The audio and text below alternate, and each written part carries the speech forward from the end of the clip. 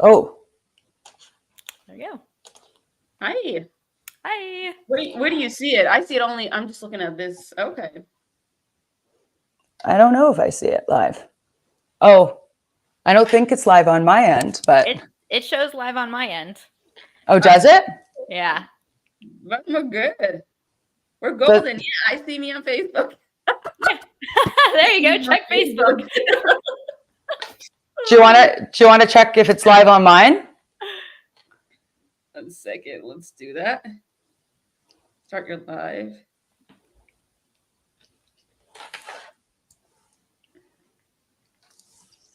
Then we'll just double check it's all working. Testing. If it's live on Melanie's, please give us a thumbs up or something. I'm looking for you on the wrong page. Can someone let us know if you're once you're live? I actually don't think it is, but maybe it is on my other. Oh, that's okay. I don't see you on your personal page. I don't know what other page I should. Yeah, I don't see it either. On my. Oh, maybe it is. Okay. Well, we'll. Oh, is it up? Sweetheart. But let's just start, because maybe I streamed it to another app, but who knows? Yeah, I don't see it on here. Damn, I definitely plugged it in right, I thought. So that's okay. We'll just begin. You sure? Well, if you want to press unrecord, then we wasted that recording. We'll have to delete it. I can try once more. But I think we could just start. No, let's just keep it. All right. Okay. All right. Let's just say hello. Hey, folks. How's everyone doing today? I mean, I'm feeling super, super alive, and we're celebrating. How are you guys doing? You go ahead, Faye. How are you doing? I was waiting for you. I'm good. I'm looking forward to the weekend. I was just telling her that I'm excited. It's Friday. Same. Yeah, it's been a busy Friday. Exactly. As we can't see, we're just kind of tuning in here, but people can come in, come out, whatever we need. I was trying to connect socials, apologize, very technically not inclined, does not matter. But, today we kind of chose a different route than usual, right, guys? We choose celebrating, and that kind of is a scary word, right? For people that are like the choice to celebrate. So I'm going to start, like we decided, I'm going to share more of like a narrative type of thing. And then we're just going to have some questions, and then we'll start talking. And if people have questions, if they come in and they don't, we can kind of go from there. So just to kind of read, when I was first given the diagnosis, I was given this thick booklet, and it had so much information that I didn't know what to do. And this had a list of probably 20 to 30 therapists, 10 separate clinics. And I was met with a massive, massive wait list, answering machines, administrators, everything. And this was 10 years ago, and it's very scary and daunting. And so I felt at the time that recovery was never possible. And I'm sure for a lot of people, recovery feels like it's never possible. And so learning to advocate for myself and learning that recovery is possible is a very scary, but at the same time celebratory thing, because a lot of people believe and wholeheartedly believe that recovery is not possible. And that's another myth. It's that you are treatment resistant, that you can't find recovery, and that it's not something for you as somebody with a diagnosis. So I early on decided that I had to dedicate myself to advocating for myself. And I greatly had to find recovery. And so I started with DBT groups. And the first DBT group was not exciting. It was very scary. And I didn't want to go at all. Most days I didn't want to be there. And I didn't enjoy it, right? And by the second and third groups, though, it was life-changing. So I even kind of still recall the difference between the first group and the second and third groups. And I don't know how your own individual process is, but I always talk about the individual process, because sometimes people say, I hate DBT, literally.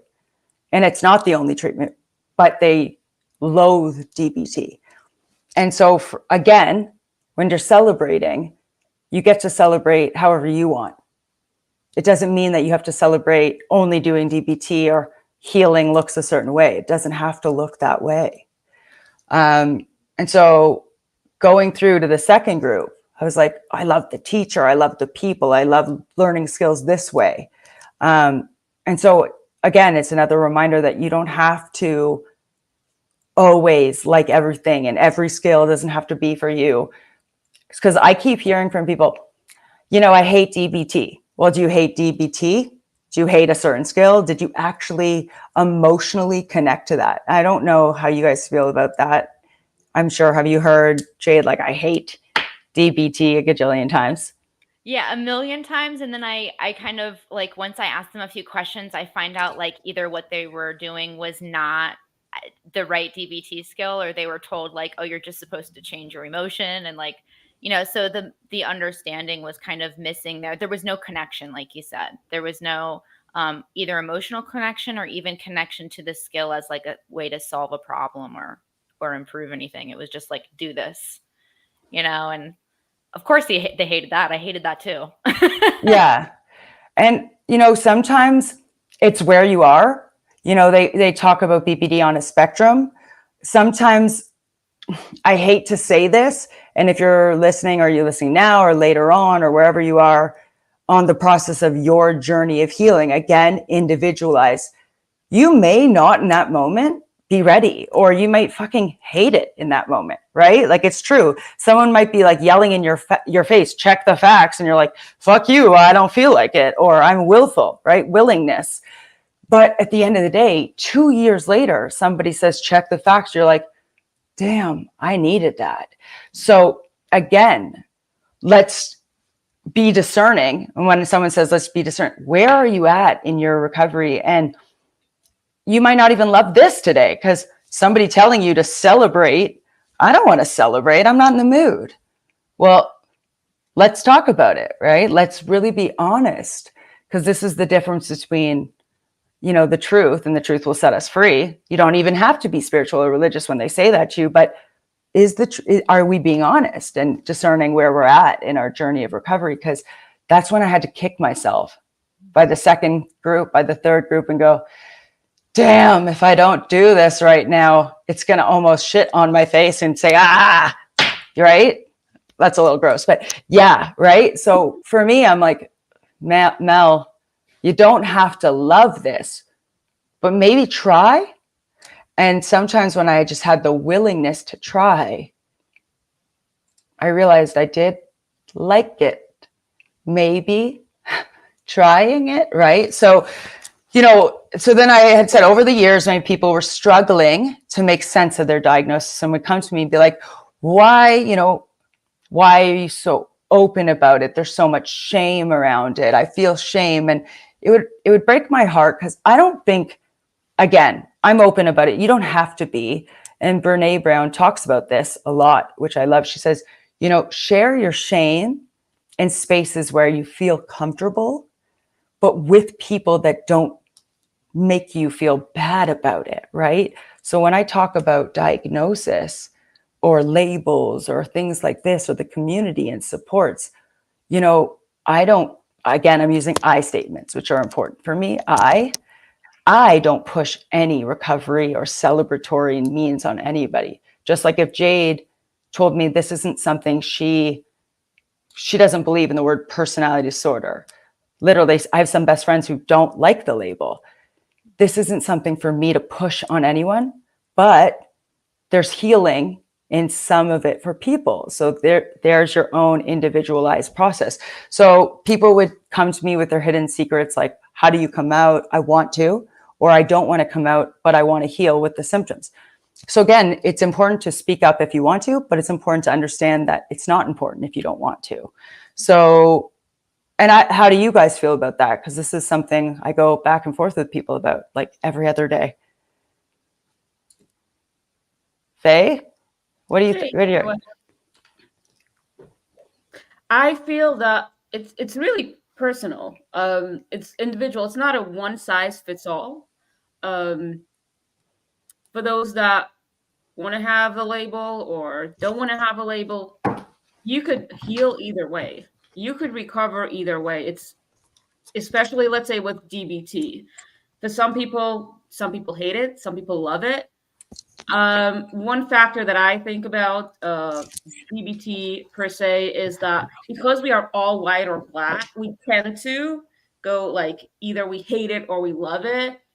And if there is, say, one or two things that you don't like about DBT, or it doesn't fit you, it doesn't resonate with you, and people are like, oh, forget it, just throw it all out. And I see, wait, no, not not all the skills work for me. I'm hearing the echo. Not all skills work for me, but that's okay. I use whatever I can, whatever works for me, and the rest I don't have to, and I don't have to ruin the whole like recovery journey because of that. And if DBT doesn't work, there are so many other things that do work. Honestly, I don't think anything there's a one size fits all. Whether you take on a person at like the label, you don't want to label, either way. I mean, you've got to make it work for you, because if it doesn't really resonate in your heart, if it doesn't work for you, you're not going to get anywhere at the end of the day. So look within you. Yeah, I agree wholeheartedly. Someone just asked me today, like, should I share? The diagnosis was taken off. They recovered to the point where the diagnosis is taken away, and they're not sure to share that with people or not. And that's exactly what I said. I was like, it's your medical information to share or not share. It's totally within your right to decide like who you want to share with and who you don't. And if you do share, knowing that there's stigma and there's backlash, even for like sharing your recovery story, there's backlash and stigma and stuff. Cope ahead for that.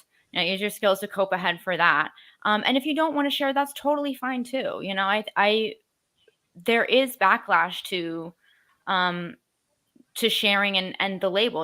I like Faye said, it's both, and it's not like it's bad or good. Like there are upsides and downsides, I think, to having the label. And so I think you got to do a pros and cons for yourself. What are the benefits? What are the downsides of sharing? And I agree totally too that like DBT is not a one size fits all. DBT was a part of my recovery, but then, I mean, there's so many other therapeutic modules and recovery steps and programs that it all combines so well. So I agree. I think everybody's journey is their own, and there's no need to kind of try to fit it into a box.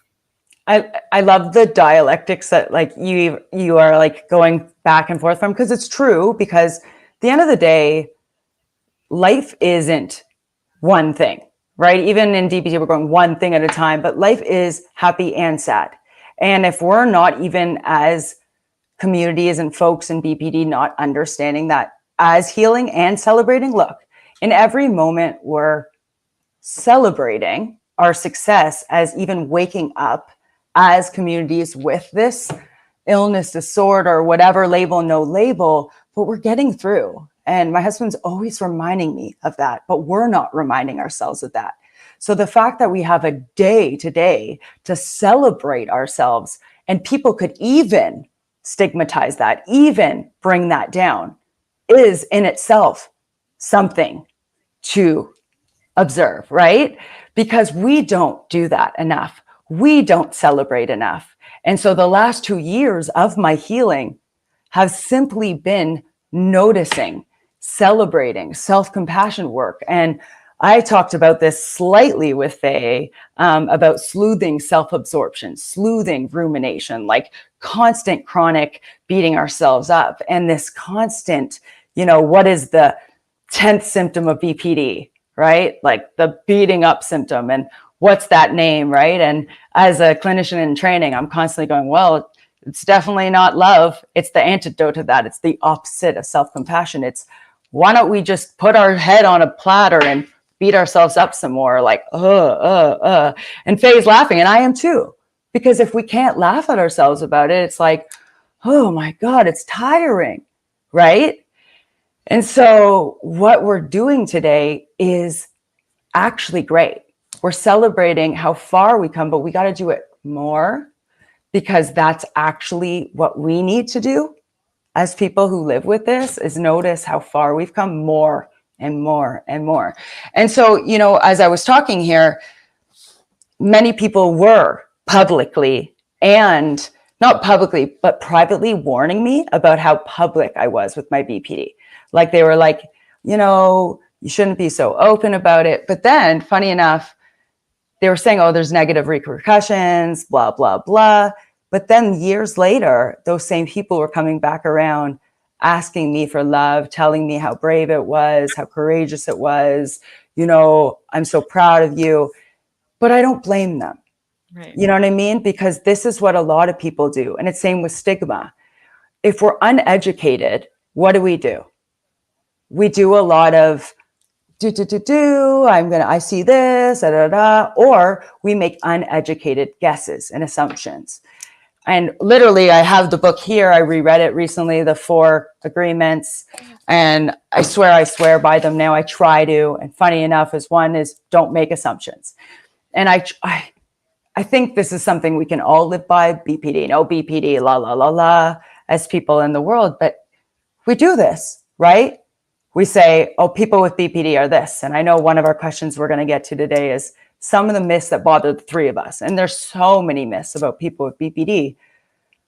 But one, is like, you know, we're attention seeking and we're out there, we're being loud. But I think it's good, because there aren't that many great representations of people who are brave, people who talk about it.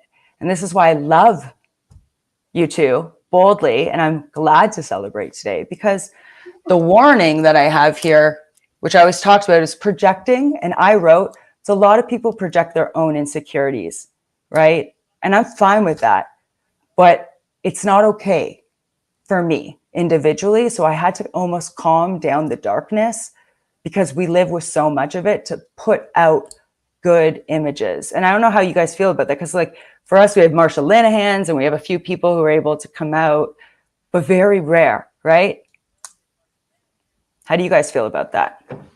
100%. We need more. We need more. We do. Yeah. I think that's one way of breaking the stigma surrounding BPD. So you got good examples. Yeah.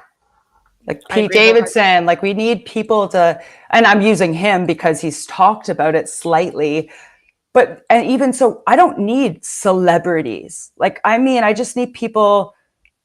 After the Amber Heard thing, like that bothered me. And I don't even want to say the name out loud, because look, it's easy to slap some diagnostic label onto a situation so that it becomes bold. It's like how we do any propaganda work, right? However, it's also easy to not, and I heard this yesterday at the BPD Society BC Awareness Day. This girl spoke and it was so beautiful. She mentioned something. She said, it's easy to mention myths and it's easy to mention sadness. It's easy to mention sad things. But where are the headlines mentioning people doing beautiful things that have diagnoses, that have mental illnesses? Where are the headlines that say, girl with, they wouldn't say that, but girl with BPD, Olympic athlete, jumping the whatever, right? It's like, girl with BPD takes over the world. So for me, let's change the fucking narrative at this point. You know, that's what I want to do. I do. I know you do. I know you do. I know you get a cookie, you get an award. Like, this is a thing. Like, why not? Why not? Mm-hmm. Mm-hmm. I agree 100%. I think because people tell me, you know, when especially when they're struggling with the skills, like you know, they don't feel like using the skills. And I get it. I don't feel like using the skills all the time either. And so they'll just watch someone else's story of recovery. They'll watch someone else's, you know, battle and their triumph over that battle. And that's what gets them going again, you know? And I know so many people, I mean, I hear it like at least, I don't know, 100 times a year on phone calls. People are like, wow, I feel so much better knowing that like there's hope that somebody else has managed this. You know, they've never heard that before. They have never seen that before. And so when they start to see it happen. I mean, it was the same for me. My doctor told me, I have clients all over the world, patients all over the world that are better. They're getting better. And I was like, what? Just Yeah. knowing that was a thing was enough to keep me going another day. So I think it's life-saving to share. 100%. And you're bringing up such an important point that I heard even last night. Katie Dixon, who literally has done so much research, so much work, was a beautiful speaker last night, again, on the Society Awareness Day. Like, a huge myth is BPD is rare. No, it's actually not rare. It's more common than bipolar and schizophrenia. And she was going on about, not only is it not rare, because of the stigma, it's not being diagnosed, and we can go on and on about that. We have a smaller audience because of the Facebook, and we'll get to some of the comments, which I'm not reading. I'm not very good at reading, and if we'll get to that. But she was talking about how beautiful her research points to the remission rates and how amazing treatment is for the people who are. There are, some sad things that happen, especially for the clients, and, suicide ideation, again, with a myth being attention seeking. Someone mentioned suicide, and let's be honest, anybody, BPD, no BPD, someone says that they're suicidal, have suicidal thoughts. This is not to be ignored, period. This is a serious thing. If anybody, and this is me talking out loud to anybody listening or anybody after in the recording, you pay attention. So, but because, again, of the rates of the success of treatment, again, we're not mentioning accessibility, but if somebody is putting in the work, and there are people who care, the treatments are working and people are getting better, but not mentioned, right? We're not mentioning this. We're just mentioning a lot of the stuff across the board around the world: manipulative, attention seeking, circle jerk of sadness, blah, blah, blah, it goes on.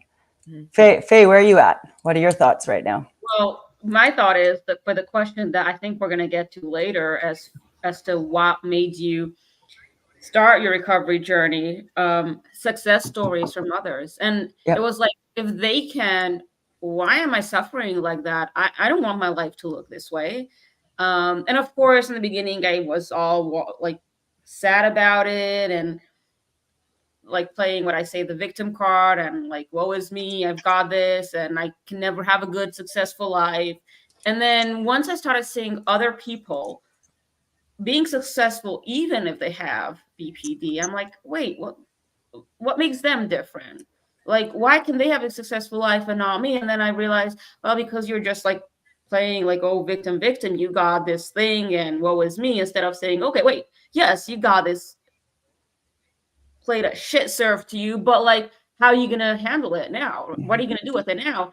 And that's really what gave me the motivation to say, okay, Yes. Go try to help yourself. Yeah. And, you brought up something that I'm going to definitely bring up later, because a lot of the time we get into the mindset it's not a choice, right? And I wholeheartedly, and I wrote out this title here, Making the Choice to Change. And it's a really beautiful title, because I think there's a moment where there's a lot of barriers to treatment, yes, but there's a moment where there's a choice to change, but there's a choice that's really uncomfortable. And there's a lot of folks in the community that will agree that there's a shift and it's uncomfortable, but there's also multiple shifts and multiple processes and multiple amounts of grieving. And you're going to have to go through them many times in recovery, many times of letting go the versions that you don't want to be because you don't believe you can. It's also awkward to feel happy. I talk about this a lot of the times with people like, what do you mean it's awkward to feel happy? Happiness and joy, sometimes it's alien, because I know this is going to be weird, and I think you two can relate. When you start to feel good, you're almost waiting for the ball to drop. You're like, it's like the looming, wait, this is good? What's bad around the corner? When's it going to come? Wait, I feel good. When's it going to feel like shit? Oh, I'm depressed. oh, this is okay. I'm depressed. I know this feeling. I'm anxious. I know this feeling. This is comfortable. I'm good. I'll stay here. It's uncomfortable feeling good. Anybody understand that? Totally. I do. Yeah. Totally. Like celebrating BPD. What the hell are they talking about? I felt like I was betraying myself a lot. Like I wrestled with because I felt like I was, I equated BPD with my identity. So if I did start to feel good or I saw myself like making good choices, I was like, I almost felt like I was betraying that part of myself that I needed, that really painful part of myself. I felt like I was maybe not validating that side of myself. It's almost like somebody who's lost a loved one and they're grieving and then they go out and something makes them laugh and they feel guilty, for laughing and they're like, I should be, sad. It's almost the same feeling for me. Like I feel like I'm betraying something. If I start feeling good, at least in the beginning. I don't feel like that anymore, but when I first started seeing shifts, I thought something was wrong. I thought I was doing something wrong. It felt wrong. See, I'm still going through that. So whole Haley water to you for getting over that. Like, honestly, like the shift, I'm still going through shifts because I'm in schema therapy currently. And, schemas hold on for dear life is what I say. And adjustably so, right? Like you can have every schema to one schema. And I don't have 12 hours today to go through what schema therapy is for this audience of, it's a smaller audience. I love our audience. They're so active and we got to talk to our audience in a second. But schema therapy, beautiful therapy. There are multiple therapies for BPD. Like it is not just DBT, but oh, wow, do schemas hold on. But once they process and start to let go, that's it. You know what I mean? And I said, oh, holy water, hold on. It's like that, right? Some of them just want to hold on. And they're the way like I'm viewing, holding on. So funny, my husband's like, yeah, sphincter's so tight, right? Because some of my control on some things are so tight. But I want to talk about something before, because I think I got to the end of this narrative and there was some point here where what was important in my recovery, which I think we should talk about. And you mentioned it, Faye, which was beautiful, where you decided the course of correcting yourself was actually reaching out and seeing other people.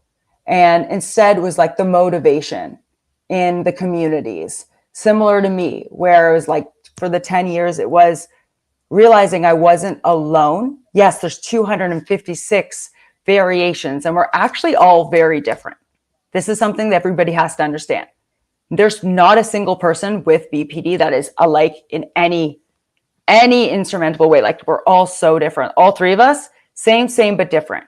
I always say we speak the same language, but we're so different, even comorbidities, whether it's ADHD, mood, all these things, but we're all so different. But if it's support groups, if it's even for me, like the BPD bunch or different things, right? That we all find different people and resources. So for you guys, what were some beautiful things, even in the beginning, middle, now, that were just pivotal to success for you?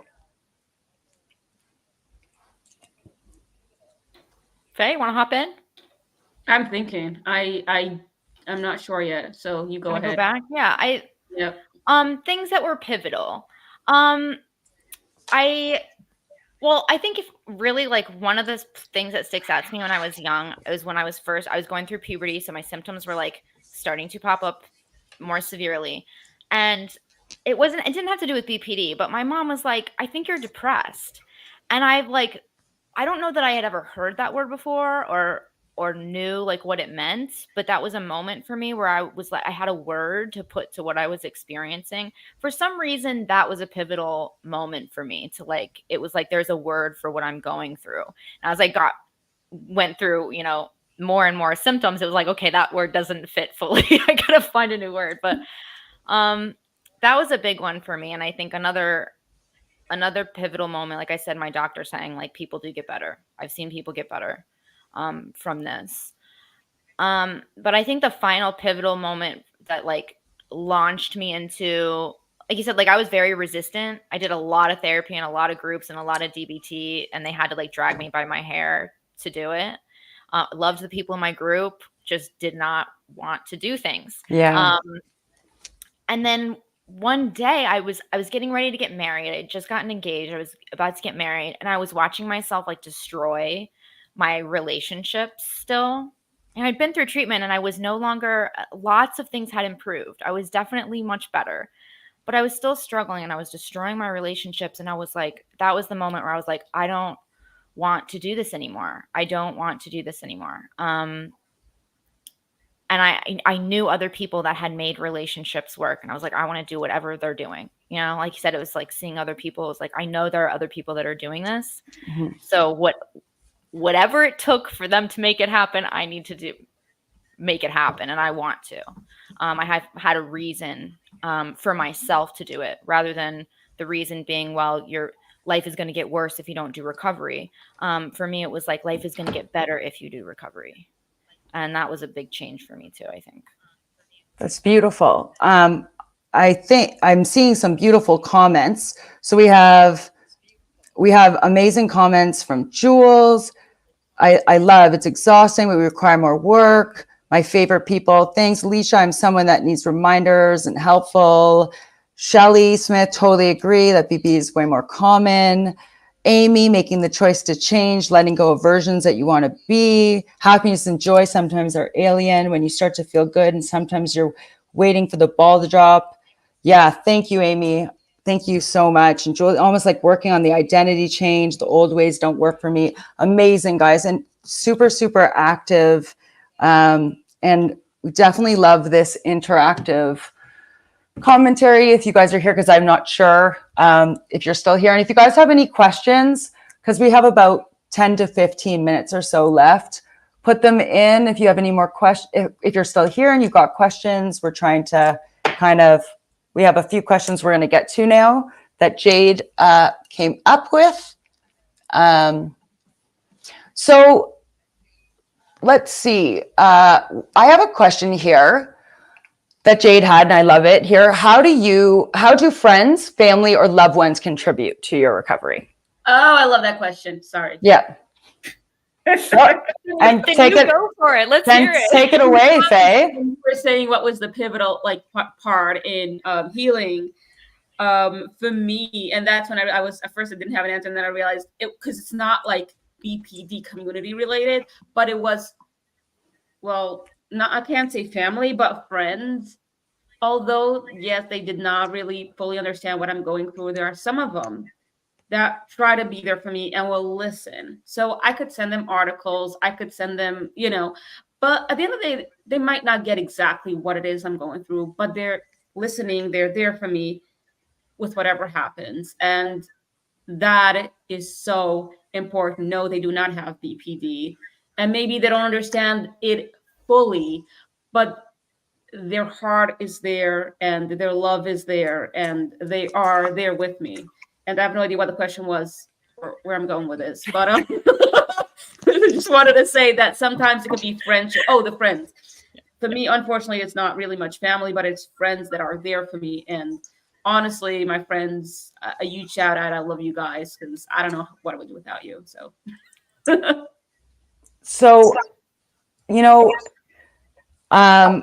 it is, for some people, they don't have. And I'm going to answer this question because I do, but I didn't always have. And I had to find strengths because I am a recovering love and codependent. And I've gone in and out of not knowing what true support is, I would say, right? So having my husband now, right, is like I had to kiss a lot of frogs to get to the place I'm at. And I would say, because, sadly for some people, they don't know what that is. And so, being a trained support group facilitator, I'd say family is what you make of it, is what I always say to people. And finding support is what you make of it. And so this question is beautiful in a two-part way, because for some people, they have wounds from what family is and they had to remake family, right? And so celebrating their successes, it could be from navigating and finding new supports, new ways, new family. And for some, it's forgiving and making amends with themselves and forgiving their family and rebuilding structures. For some people, it's letting go of their family and rebuilding family. For me, it's all of that and above. Right? It's even being able to make friendships with you guys and sitting on things like today and realizing that I had to let go and grieve so many friendships that weren't aligning with me, that were family. And God willing, learning that when I said no and they left, were they real? Was it real? And letting go and grieving parts of me that were people pleasing and parts of me that kept a lot of mysteries and parts of me around because I thought I had to be a certain someone, right? To be that someone. And so I'm answering the question in a circular way, but because I think what now matters most to me is safety and being the most authentic, beautiful, light-given version of myself in recovery. And so if you are my family, meaning biologically or not, that means you make me feel the most me and allow me to feel the most safe. So I love this question now because it's the most now version I could be me, if that makes sense. I also want to add that I sometimes hear people say, I don't have friends or it's so difficult to find. It's true. It's not easy to find real, authentic friends. So if you don't have much or you don't have any, it takes time. It really does. And unfortunately for us people with BPD, sometimes we could screw up. And I've lost my best friend that I miss every fucking day. It's been over 4 years and I messed up. Maybe we both messed up, but I played a big role in it. And I lost her. And that's something that I work really hard on trying to forgive myself, but it happens, especially like when you struggle with, relationship issues. And so you could lose friends, and it's not easy to find, but it's worth putting in the effort. It really is. And just keep on trying to find it, and you will find it.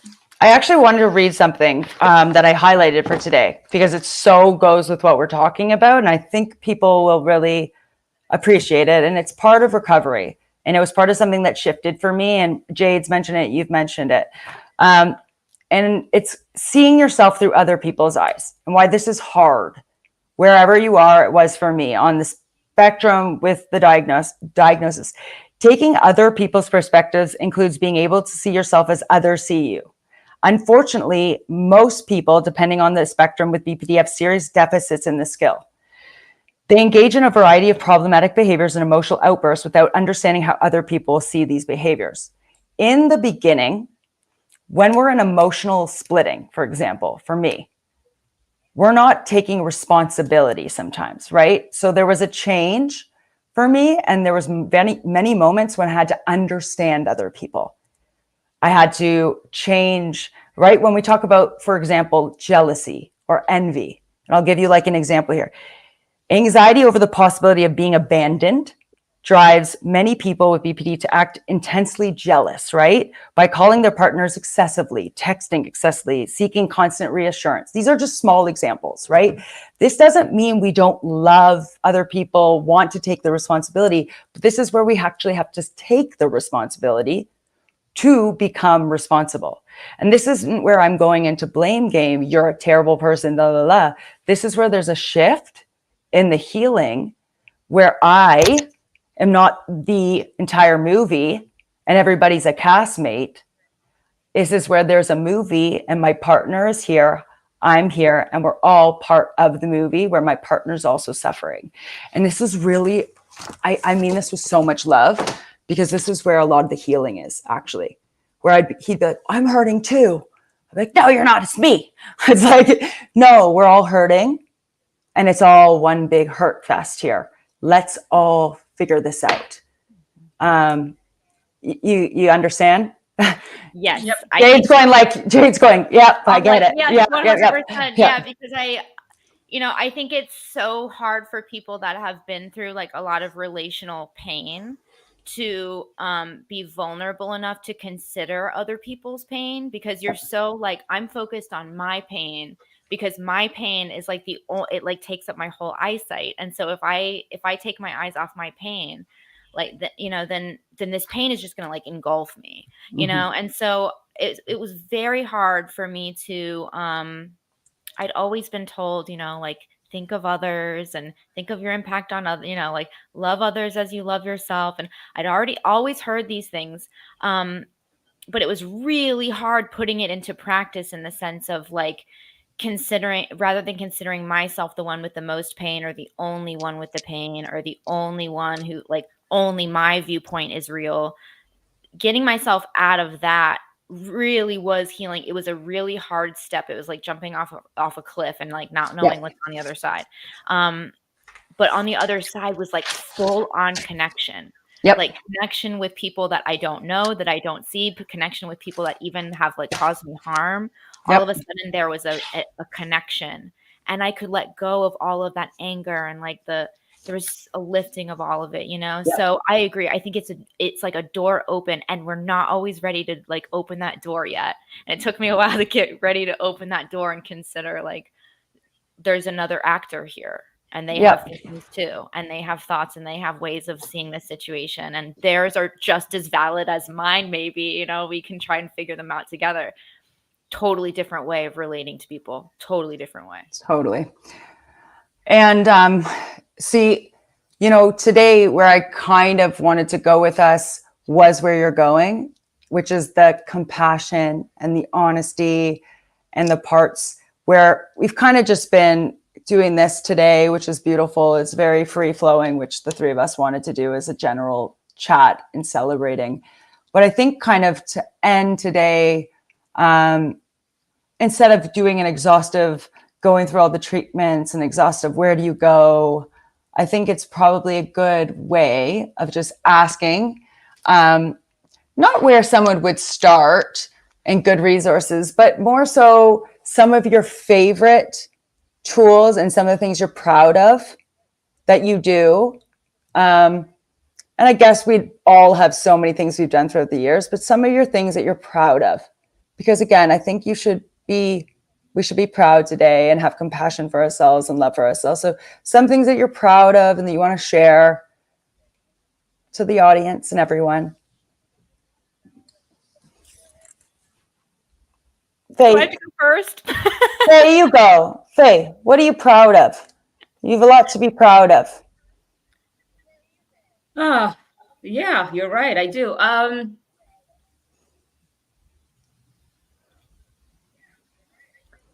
think we've touched on it already. It's with relationships. It's that feeling of when I used to think, Jade would say, it's just my pain and my point of view, and that was really, really difficult.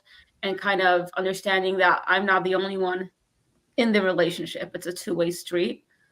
That has honestly allowed me to change my relationships. That's one thing. Another thing is, again, with relationships and emotions.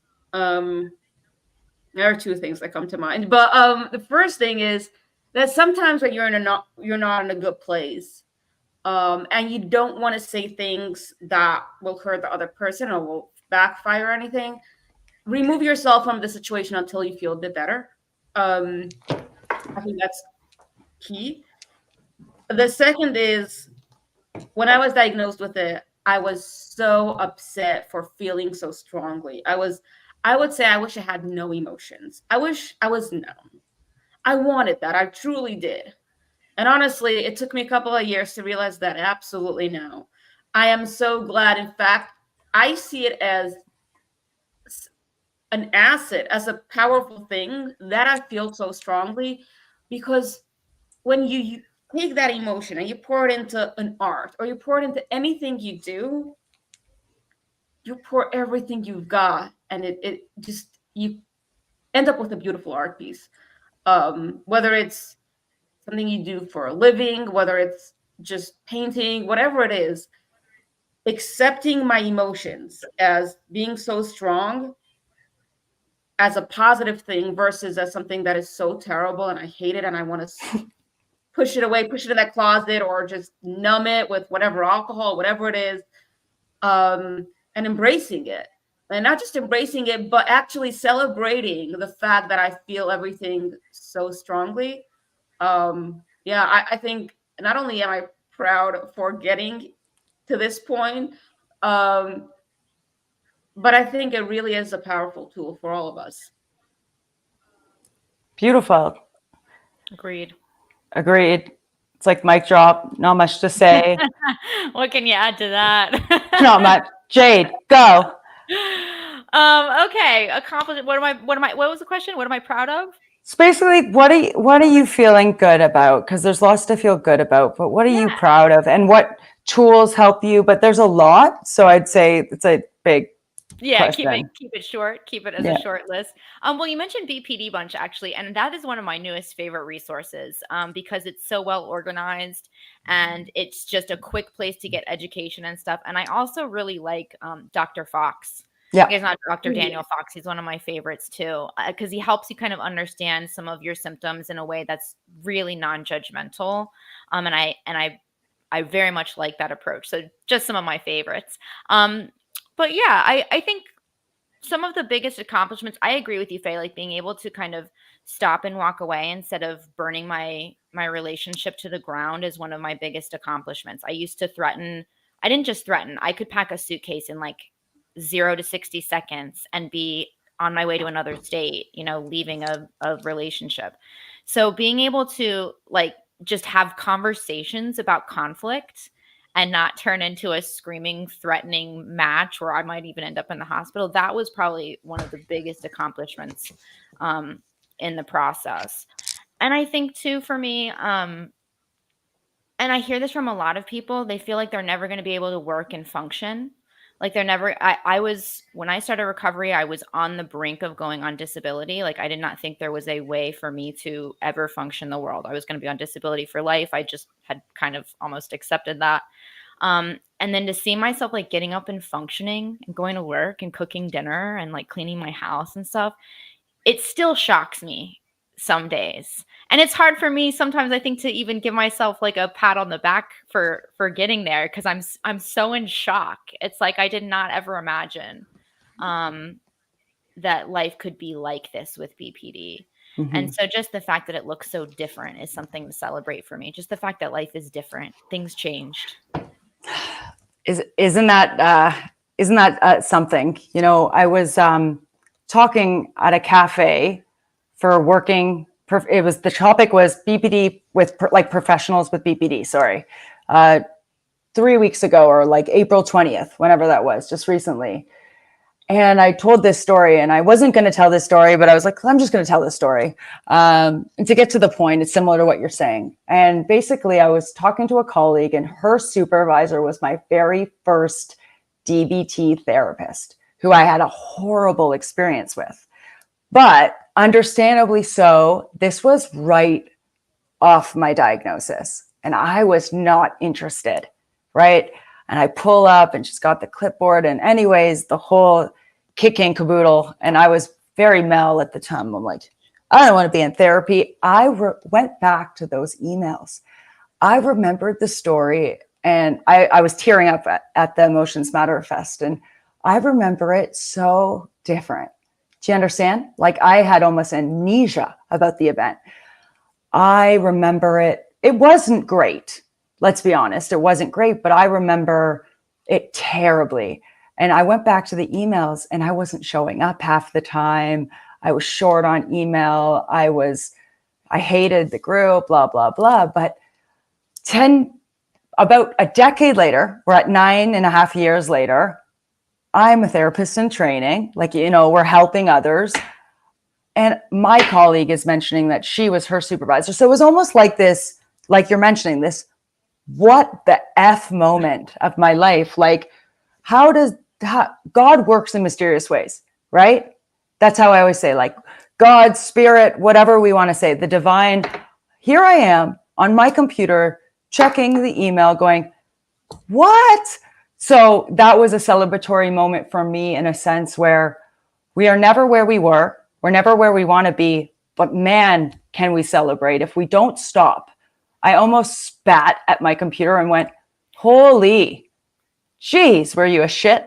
But you ain't where you were, right? So I like almost stopped there and I went, man, have you come far, right? Like we have to notice these things. So it came full circle. Man, I'm not going to probably say anything to her. I don't know. Maybe one day I'll have a conversation with her because it's like interesting. The circles are so big, but so small. But it was nice. It was a nice realization. But yeah, I think it's still important. Today was an important show. It wasn't a show where we had to be so researchy, where everybody had to show up, but whether we're going to record this so people can watch. But I think, oh, it was a fluff. But I think, Fluffy, I think what I wanted to say to you too is that I'm very proud of you, and to everybody watching, wherever you are on your journey, you know, what we all want, and we're going to each say this to you, is that we want to remind you that recovery is not linear. That's just that I want to remind you that, you know, each time that you're kicking yourself or beating yourself up, it's even with the story I just said, it's like, I don't know what tomorrow brings. Each hour is different, but you have that choice and you can change no matter what someone says to you and no matter what this is saying to you. So this is what I had to remind myself, and every day still remind myself. I have bad days. We all do. Just because we're celebrating today, it's important to celebrate your progress, but don't be blinded by the light. All that glitters isn't gold, but we have to keep working. So what are your guys' thoughts? I second that. I'm proud of you guys. I feel proud to just be in your circle, proud every time I see the things that you guys post, that you talk about, your example that you give to people. I just feel proud. You know, no one asks for BPD and nobody wants to be in the BPD club. But I'm proud to be in it with you. I want to be in your club. I want to be in your club. I want to be in all your clubs. Yeah. Club. It's a club, right? I mean, I'll be in your club. Yeah.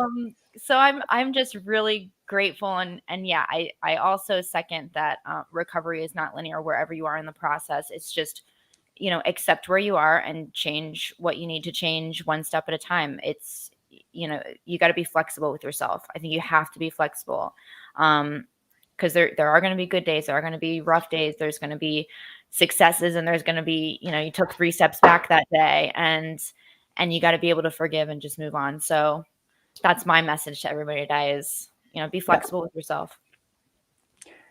Faye, you got to lead us out. Oh, that's a tough one. Well, first off, as far as recovery and celebrating you don't have to be like, even if you're really struggling, you could find something to celebrate about yourself that you're doing better, or that happened to you within the last few weeks or months. But I once had a psychoanalyst tell me that, just give me an idea, every month to write down, let's say it's 3, 5, you make up the number of things that you celebrate about yourself, something, achievements, the smallest things. You managed to, I don't know, deep clean the kitchen, you know, whatever it is. As far as celebrating it shouldn't just be once a year. It should be more frequently than that. It could be daily, but at least minimally monthly. And also, yes, and I know this is a little bit like going against what we all talked about right here, is you do have BPD, and it is a struggle. But don't let that be your entire life. Go and find something like a hobby or whatever it is, a club or something else that, like, it doesn't only surround BPD. Don't let it consume you. If you want individual choice, right? Yeah. Yes. Yeah. 100%. Yeah. So that's that. And I am so glad. And I don't know, I sometimes think about it. How did I get so lucky to meet so many amazing people in this community? I don't get it. It's like, how? Oh. And every time I meet someone, I'm like, are they all amazing? Because, like, what the fuck? I'm so glad to have you guys in my life. Really, I truly do. Oh, we have a beautiful comment. So we have, and Laura D, we got a fellow psychotherapist, special in BPD. Amazing. I've had to recognize. Yes, Laura. Perfect. Thank you for joining us, Laura. I don't know when you joined, but I love that. Okay. And love to our audience today, right, guys? We love our audience. And this is recorded too. I believe, Faye, you'll upload it on your page. I don't know my unsuccessfulness with streaming this, but we will have the recording. And I think Faye is going to hit stop now. Yeah. Thank you guys for watching. Thank you. Thank you all.